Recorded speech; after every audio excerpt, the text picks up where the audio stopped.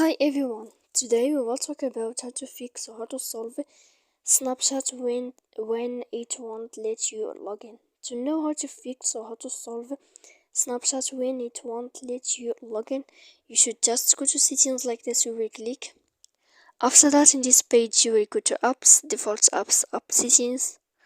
When you will see this list, you will go down to find the application of Snapchat and you will enter.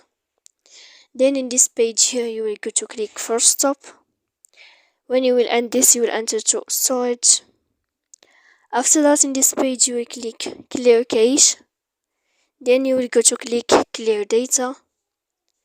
And after all that, when you will end this, you can turn off your phone.